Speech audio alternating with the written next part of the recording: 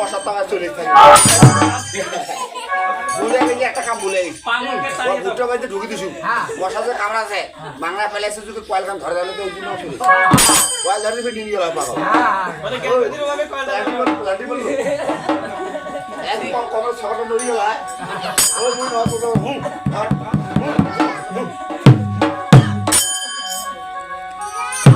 বাবা তোমাকে আবার বলে যাচ্ছে আরে পাগল কি বলছো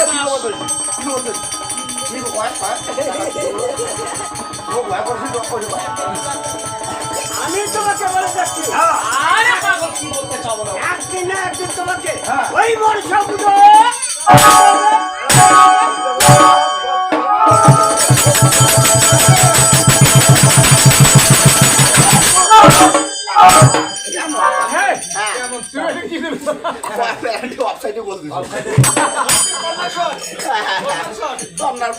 পাগল বলে আমায় করতে হবে পাগল সে যেন আসতে না পারে পাগল পাগল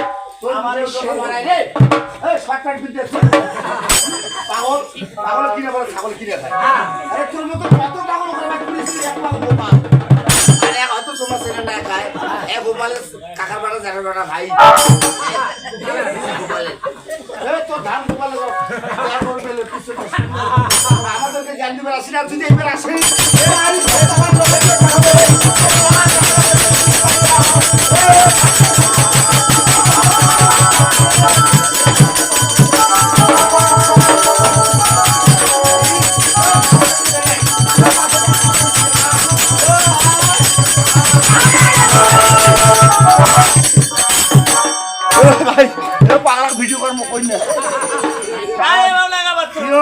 আচ্ছা তুমি কি পাগলকে দেখে ভয় পাচ্ছ অসম্ভব সদাগর তাহলে তুমি ওদিকে কেন গিয়েছো পাগল দেখে আমি ভয় পাই না কেন পাগল দেখে আমি দৌড়াই তুমি পাগলকে দেখে কেন ভয় পাবে কথাই বুঝেন না আপনি জানেন না পাগলের বিচার আছে কেন পাগলের কাছে যাবেন না মুখ ফাড়ে দিবে চেয়ারম্যান পুলিশ প্রশাসন আদালত কাউ কোনো করবে না এক কথা বলবে পাগলের কোনো বিচার নেই মাংনা হুয়ার করে আমি কিন্তু না খুব ফাড়ে আসি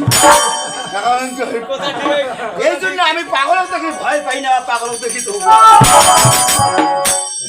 পাগলকে এখান থেকে তাড়িয়ে দাও পাগল না থাকে আমার সম্মুখে বড় ভাই আসিস বলো পাগল এখান থেকে যাবে আমিও বাবা তোমাকে আবার বলে যাচ্ছি আর কি জানতে চাও তুমি আমার কাছে একদিন না একদিন তোমাকে ওই বর্ষা পুজো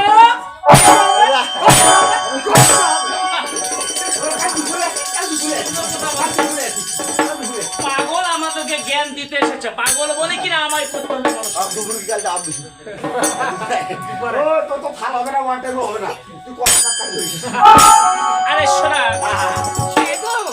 আরে শোনা আজ আমি তোমায় বারবার করে বলেছি রে শোনা তুমি মনসা পূজা বন্ধ করো সাধু ভাই আজ তুমি আমার কথা কেন বুঝতেছ না গো তাই তাই আমি তোমার বারবার পায়ে ধরে বলতেছি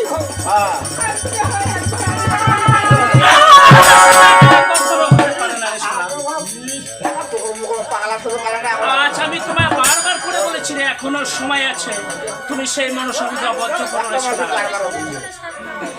সাধু ভাই আজ আমি যখন তোমার শিব মন্দিরে মায়ের ঘরে স্থাপন করেছি গো আজ আমি তোমার কথা রাখবো না আর ওই মায়ের চরণে পুষ্পাঞ্জলি বন্ধ করবো সুন্দর অহংকারে নারী অহংকারে বেড়ে গিয়েছে তোর আজ স্বামীর কোথায় কোথায় করু চলন এই হেমতলা রাখি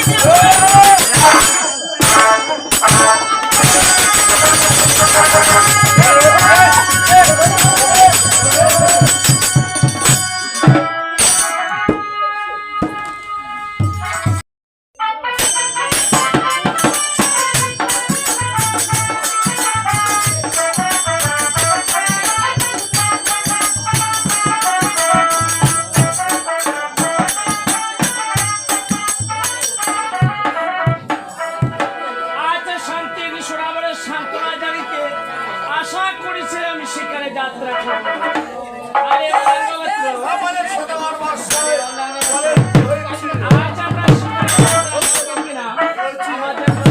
করা সমাপন রয়েছে রয়েছে তাকে সুন্দরভাবে সাজিয়ে নিয়ে এসো। সবগুলো নিয়ে আসবো।